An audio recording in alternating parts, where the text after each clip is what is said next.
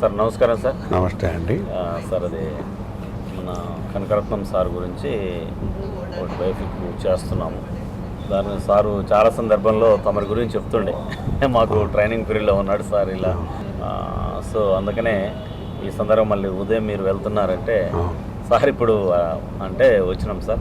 So దయచేసి మీరు ఎలా ఎప్పుడు అపాయింట్మెంట్ అయ్యారు, ఎలా అయ్యారు, ట్రైనింగ్లో వారితో మీ అనుబంధం ఏంటి, మీ ట్రైనింగ్ పీరియడ్లో ఎలా ఉన్నారో అక్కడ సన్నివేశాలు కానీ తన అనుభవాలు చెప్పండి సార్. నా పేరు శివశంకర్ రెడ్డి అండి. నేను 1974 నవంబర్లో సదరన్ ఫారెస్ట్ రేంజ్ ఆఫీసర్స్ కాలేజీలో ట్రైనింగ్కి వెళ్ళాను ఆంధ్రప్రదేశ్ నుంచి.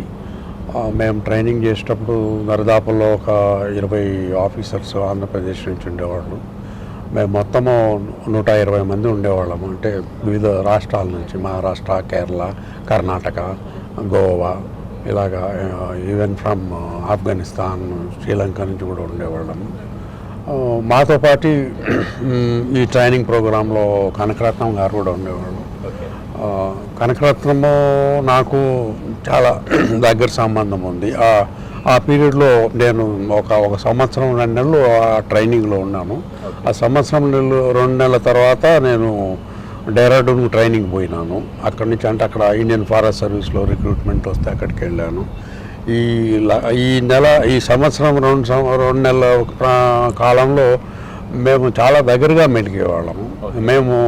మేమిద్దరము ఒకటే బ్యాచ్లో ఉండేవాళ్ళం. అంటే మేము 120 మంది ఉండడం చేత 4 బ్యాచ్లు చేస్తున్నారు కాలేజ్ వాళ్ళు. ఆ 4 బ్యాచ్ల్లో ఒక్కొక్క బ్యాచ్లో 30-40 మంది ఉండేవాళ్ళు. మేము బి సెక్షన్లో ఉండేవాళ్ళం. బి సెక్షన్ అనేవాళ్ళం. అది బి సెక్షన్లో కనకరత్నం గారు ఉండేవాళ్ళు. కనకరత్నం గారు బి సెక్షన్లో ఉండడం వల్ల మాకు కొంచెం దగ్గర సాన్నిహిత్యం వచ్చింది. అదే కాకుండా మేము న్యూ హాస్టల్లో ఉండేవాళ్ళము. న్యూ హాస్టల్లో ఉన్నప్పుడు ఈయన మేము ఉన్న ఫ్లోర్లోనే ఉండేవాళ్ళు. అందువల్ల కూడా కొంచెం సాన్నిహిత్యం ఎక్కువగా కలిగింది. నేను అబ్జర్వ్ చేసిందంటే ఆ కాలంలో ఈయన కొంచెము బాగా స్ట్రైట్ ఫార్వర్డ్గా ఉండేవాడు. ఏదైనా సమస్య వస్తే ఆ సమస్య మీద పోరాడాలి అన్నటువంటి తత్వం ఉండేవాడు. ఏదో వచ్చింది దాన్ని సర్దుకొని పోదాంలే అన్నటువంటి తత్వం ఉండేది కాదు. దాని మీద పోరాడి దాన్ని ఏదన్నా మనకు అన్యాయం జరుగుతూ ఉంటే దాన్ని సాధించాలా అన్నటువంటి పట్టుదల ఉండేవాడు. మేము ఇన్సిడెంటల్గా ఈ ట్రైనింగ్ ప్రోగ్రాంలో మేము ఇద్దరము టెంట్ మేట్లు కూడా ఉండేవాళ్ళం. ఒకటే టెంట్ కలిసి ఉండేవాళ్ళం. ఒకటే టెంట్లో మేము కలిసి ఉండేవాళ్ళం. ఆ రకంగా కూడా నాకు బాగా పరిచయము. అదే ఈయన ఏంటంటే అక్కడ కూడా మాకు ఒక చిన్న అసోసియేషన్ ఉండేది ఆ ఫారెస్ట్ కాలేజీలో కూడా. ఆ అసోసియేషన్లో కూడా ఈయన సెక్రటరీగా పనిచేసినాడు. ఆ సెక్రటరీగా పనిచేసినప్పుడు కూడా చాలా పోటీ ఉండేది. 5 ఉండేది. చాలా పోటీ ఉండేది ఆ సెక్రటరీ పోస్ట్ కూడా పోటీ ఉండేది. మేము అందరం అంటే ఈయన తత్వం చూసి కొంచెం నిలబడి ఫైట్ చేసేటువంటి నేచర్ ఉంది కాబట్టి ఈయనైతే బాగుంటుందని ఆ రోజుల్లో చేశాము. తర్వాత నేను మళ్ళీ ఐఎఫ్ఎస్ ట్రైనింగ్ అయిపోయిన తర్వాత నాకు ఆంధ్రప్రదేశ్కి అలాట్ చేశారు. ఆంధ్రప్రదేశ్కి అలాట్ చేస్తే ఆంధ్రప్రదేశ్కి వచ్చినాను. ఆంధ్రప్రదేశ్లో కూడా ఈయన బాగా కలిసిమెలిసి ఉండేవాడు. నాకు ఆంధ్రప్రదేశ్లో ఈయన ఎట్లా ఇంటరాక్షన్ ఉందంటే ఈయన సెక్రటరీ రేంజ్ ఆఫీసర్స్ అసోసియేషన్గా ఉండేవాడు. సహజంగానే నేను కన్జర్వేటర్గా ఆ పొజిషన్లో ఉన్నప్పుడు ఈయన నేనున్న సర్కిల్స్కి వచ్చేవాడు. వచ్చి వాళ్ళకు అంటే వాళ్ళ క్యాడర్లో ఆ సర్కిల్లో సంబంధించినటువంటి ఆఫీసర్స్కు ఏదైనా సమస్యలు ఉంటే సార్ ఈ సమస్య ఉంది, దీన్ని పరిష్కారం చేయాలి అని గట్టి పట్టుదలతో పరిష్కారం ఇది వీలు పడదన్నా కూడా లేదు సార్ ఇది జెన్యూన్ కేసు, ఇది చేయవలసినటువంటి పరిస్థితి ఉందని సాధ్యమైనంత వరకు వీలు చిక్కినంత వరకు చట్ట ప్రకారం ఉండి రూల్స్ ప్రకారం ఉంటే ఆయన అడిగిన పనులు చేసి పెట్టేవాళ్ళము.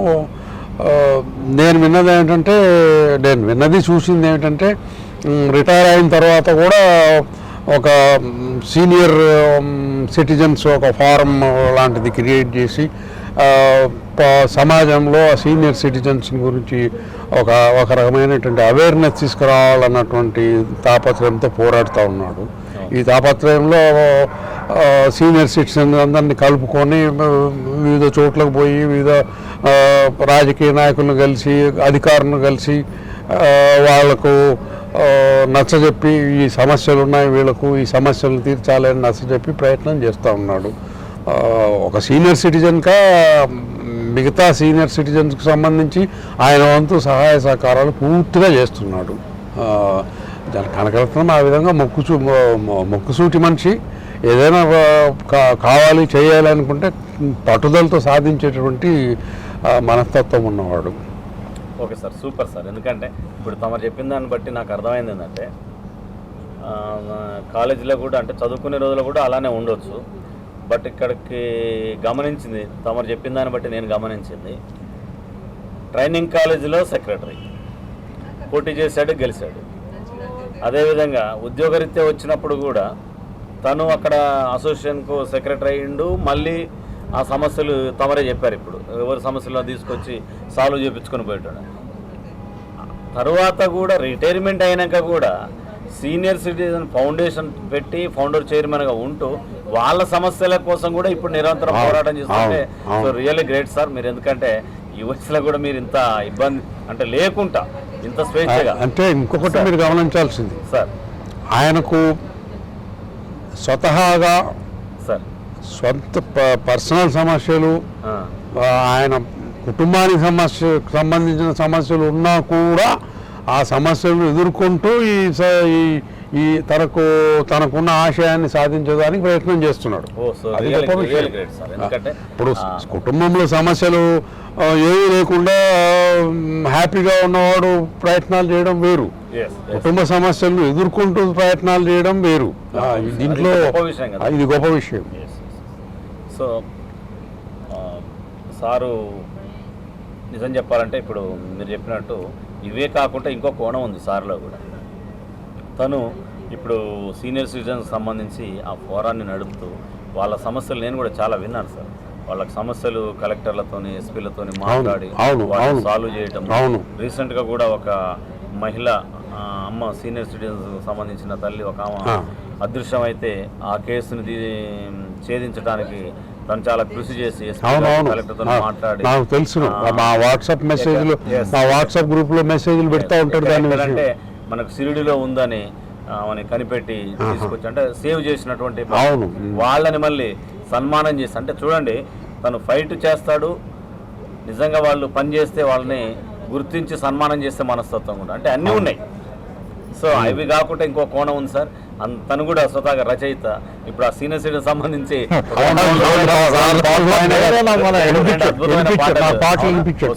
అద్భుతమైన పాటలు రాశాడు సార్. సో దాన్ని మనం జూనియర్ జేసుదాస్ అంటాం కదా సార్. జూనియర్ జేసుదాస్ అంటే జేసుదాస్ గారి తర్వాత పాటలు పాడతాడు సురేష్ గారు అని. జూనియర్ జేసుదాస్ తను పాడాడు. తను కూడా చాలా సార్లు సార్తో కలిసి పాడాడు. తను పాడాడు, చాలా మీద వచ్చుకున్నాడు. తను కూడా ఎప్పుడు మాట్లాడిన ఆ పాటల గురించి మాట్లాడుతాడు. అన్న బాగా రాశాడు అంటే అన్న అంటుంటాడు. తను కలిసి ఉంటాం. సో బాగా రాశాడు సార్. తను రీసెంట్గా కూడా మొన్న ఫోన్ చేసి ఏంటన్నా మనం కొంచెం అటు ఇటు తిరగడానికి కొద్దిగా ఇబ్బంది పడతాం, కొద్దిగా టైర్డ్ అవుతుంటే సార్ ఏంటన్నా అంత ఎనర్జీగా ఉన్నారు ఇంకా అని అంటాడు. చాలా మంచోడు. దానికి తోడు అంటే ఒక మంచి కాన్సెప్ట్ సార్ సార్ది. తను ఇప్పుడు మీరు చెప్పినట్టు కుటుంబ పరంగా కొన్ని ఇబ్బందులు ఉన్నా కూడా సొసైటీ పరంగా కానీ అవి ఎదుర్కొంటూ కుటుంబ పర నేపథ్యాన్ని ఎదుర్కొంటూ కూడా ఈ సొసైటీకి ఉద్యోగంలో కూడా నిబద్ధతగా ఆ రోజు నుంచి ఈ రోజు వరకు చేసిండంటే సో రియల్లీ గ్రేట్ సార్. ఎంత సాహసోపేతమైనటువంటి వర్కింగ్ స్టైల్ అంటే ఆయనది. ఇందులో ఇంకొకటి ఏంటంటే ఇలాంటి పనులు చేసేటప్పుడు చాలా మందికి ఇబ్బందికరమైన పరిస్థితులు వస్తాయి ఈయన వల్ల. చాలా ఇబ్బందికరమైన అంటే ఒక రకంగా ఈయనకేం పని లేదా అంతేనా, కానీ తను అవన్నీ ఫేస్ చేయాల్సి వస్తుంది కదా. తమరు చెప్పినట్టు ఆ పట్టుదల ఉంది సార్ అందులో. ఎందుకంటే ఖచ్చితంగా న్యాయం అనిపిస్తే అదే. అది ఎక్కడి దాకా ఎందాకైనా వెళ్ళే మనస్తత్వం ఉంది. అంటే ఆ సంకల్పంతో పాటు ఏమి కాదు వెళ్తా నేను న్యాయం చేయాలని పట్టుదల ఉంది. సో అప్పుడే కదా సార్ ఇప్పుడు కూడా ఉంది. ఎందుకంటే తన చరిత్ర మొత్తం చూసినా సరే ఉద్యోగరీత్యా ఇప్పటికీ పాత బస్తీకి నిన్న రీసెంట్గా కూడా కరెంటు బిల్లు పోతే కొన్ని సంఘటనలు జరిగినాయి. కరెంటు బిల్లు కట్టనియాలి, అడ్డుకున్నారు. కానీ అలాంటి పాత బస్తీకి ఆ రోజులనే పోయి తను పోయి సామిళ్ళు పట్టుకొని దొంగ కల్పన పట్టుకొని కేసు పెట్టి వాళ్ళు అటాక్ చేసిన అటాక్ నుంచి బయటపడి పెట్రోల్ బాంబులు వేసుకుంటే వాళ్ళు పెట్రోల్ పోయడానికి సరే అంత సాహసోపేతం ఎవరు చేయలేదు. సో తను ఇంకా చాలా సందర్భాల్లో చేసినట్టు ఒక మున్ననూరులో చేసినప్పుడు అంటే మన ఆ రోజులలో ఉన్నటువంటి ముఖ్యమంత్రి గారు చంద్రబాబు నాయుడు గారు అసెంబ్లీలో తన గురించి ఒక రోజు మొత్తం కూడా ఎక్కడైనా సహజంగా ఏంటంటే సో ఇంకోటి ఏంటంటే యాక్చువల్గా నాకు తను తన గురించి నేను ఎందుకు ఎప్పుడు అంటే తనకు కూడా తెలియదు సార్. నేను యాక్చువల్గా నేను ఫాలో చేస్తున్నాను సార్ని. ఒక సందర్భంలో నేను కండక్టర్ సార్, రైటర్ కండక్టర్ చేస్తాను. ఓ రోజు డ్యూటీ చేసుకుంటే నేను వెళ్తున్నాను. మాకు నల్గొండ డిస్ట్రిక్ట్ మిర్యాలగూడ మాది. చేసుకుంటూ వెళ్తుంటే డ్యూటీలో మాకు కలవకుర్తి వరకు యువతల వరకు నల్గొండ జిల్లా, అవతల మహబూబ్నగర్. అడిగి పోయిన తర్వాత నా పక్కన ప్యాసింజర్లు కూర్చున్నారు. వాళ్ళు ఏదో పేపర్ చదువుతున్నారు. చదువుతావు సార్ అంటే పేపర్ చదివాను. తీస్తే నేను ఇట్లా చూశాను సార్. పేపర్ చూడగానే ఫస్ట్ ఒక హెడ్డింగ్ నన్ను ఆకర్షించింది. ఈ ఆఫీసరే మాకు కావాలి అని ధర్నా చేస్తున్న కోయలు గ్రామస్తులు. ఆయన ఏదో ఊరికి పోయి వస్తున్నాడంటే పేపర్లో 4-5 తీసుకున్నాడు. ఆయన కొద్దిగా ఏజ్డ్ ఉన్నాడు. అంత ఏజీ కాదు, అంత యువకుడు, మిడిల్ ఏజ్ ఉంది, తీసుకున్నాడు. ఒక్కో పేపర్ చూస్తే ఈ పేపర్ చూస్తే ఇదే ఉంది, ఇంకో పేపర్లోనేమో జర్నలిస్టులు చేస్తున్నాడు, ఇంకో పేపర్లోనేమో ఇలానే ఉన్నాయి. సో ఏంటి ఎవరైనా సహజంగా ఎక్కడుంటుంది, ఒక ఎంప్లాయీ ఉంటే ఆఫీసర్ ఉంటే ఈ ఆఫీసర్ మాకు వద్దని చెప్తారు ఎవరైనా, కానీ ఈ ఆఫీసర్ మాకు కావాలని చేస్తున్నారు. సో అప్పటి నుంచి నేను ఫాలో అవుతున్నాను సార్. యాక్చువల్గా సార్ కూడా తెలియదు, 5 సంవత్సరాల దాకా నేను చెప్పలేదు ఏంటి అని. చూసిన తర్వాత చాలా ఉన్నాయి సార్ ఇలాంటి ఇన్సిడెంట్లు. ఇక్కడ భద్రాచలం ఉంది. భద్రాచలంలో సాగల పండం మీద దాడి చేసేస్తారు. సో అక్కడ పవిత్రమైన స్థలం, అక్కడ కూడా దొంగ కలుపు ఉందని పట్టుకోవడం, ఇలాంటి సన్నివేశాలు తన జీవితంలో చాలా ఉన్నాయి. మీరు అన్నట్టు కుటుంబ నేపథ్యాన్ని చాలా కోల్పోయిందని కూడా నేను అనుకుంటున్నాను, నేను వ్యక్తిగతంగా. ఎందుకంటే ఇంతవరకు కమిట్మెంట్తో చేసేటప్పుడు ఫ్యామిలీస్ పరంగా కూడా కొంత మనం కోల్పోవాల్సి ఉంటుంది. ఏ ఆఫీసర్ అయినా సరే సంతోషాలు కానీ కొన్ని, కానీ అలా చేస్తూ కూడా ఇంతవరకు నిలబడి ఈ రోజు వరకు స్టిల్ తను ఇప్పటికీ ఈ వయోవృద్ధుల గురించి అంటే సీనియర్ సిటిజన్స్ గురించి పోరాటం చేస్తుంటే నిజంగా హ్యాట్స్ ఆఫ్ సార్ మీకు. చాలా మాకు ఈ సందర్భంగా అంటే ఇలాంటి మాట్లాడుకునే అవకాశం వచ్చినందుకు కూడా, ఎందుకంటే రేపు మేము కూడా కాబోయే అదే కదా సీనియర్ సిటిజన్ రాబోయే కాలంలో కాబోయే వాళ్ళం మేము కూడా. ఇంకోటి ఏంటంటే సార్, ఇంకొక తనలో ఉన్న గొప్ప తత్వం ఏంటంటే సీనియర్ సిటిజన్ అనేది కూడా ఒక జాతీయ సంపద అని తనే చెప్పాడు. నెక్స్ట్ అదో కూడా పిక్చర్ సినిమా ఉంది సార్. అసలు శిస్సులైన జాతీయ సంపద ఇవాళ రామప్ప గుడని లేకపోతే ఇంకోటి అని తాజ్మహల్ అని మనం అంటున్నాం. వాళ్ళు కాదు సార్, ఇప్పుడు మీరే నిజమైన జాతీయ సంపద ఈ దేశానికంటే ఈ ప్రపంచానికంటే ఎవరంటే మీరే సార్. ఎందుకు చెప్తున్నామంటే ఆ రోజులలో స్వతంత్ర పోరాటం చేసి స్వతంత్రం తెచ్చిన వాళ్ళు కూడా సీనియర్ సిటిజన్స్. ఈరోజు వరకు మీరు వృత్తినిద్య ఇన్ని రోజులు పనులు చేసుకుంటూ వచ్చినా, ఏ డిపార్ట్మెంట్ను కాపాడుకుంటూ వచ్చినా, ఈ సమాజాన్ని కాపాడుకుంటూ వచ్చినా మీరు చేసిందే సార్. అది ముందు తరాలకు నిలబెట్టినటువంటి మీరు. సో అసలు శిశులైన జాతీయ సంపద మీరే, మిమ్మల్ని కాపాడుకోవాలనేది మా దృక్పథం. సో అలాంటిది కూడా తను చేస్తున్నాడు, దాంట్లో భాగస్వాములు అవుతున్నారు. సీనియర్ సిటిజన్స్ దేశానికి ఒక సంపద. సీనియర్ సిటిజన్స్ వాళ్ళ సీనియర్ సిటిజన్స్ అయిపోయారు, ముసలి వాళ్ళు అయిపోయినారు, వాళ్ళని రైట్ ఆఫ్ చేసేదానికి లేదు. ఎందుకంటే వాళ్ళ వెనక దరదాపుల్లో ఒక 80 సంవత్సరాల అనుభవం ఉంటుంది. ఆ అనుభవం 80 సంవత్సరాల అనుభవం తీసిపారేసేదానికి లేదు.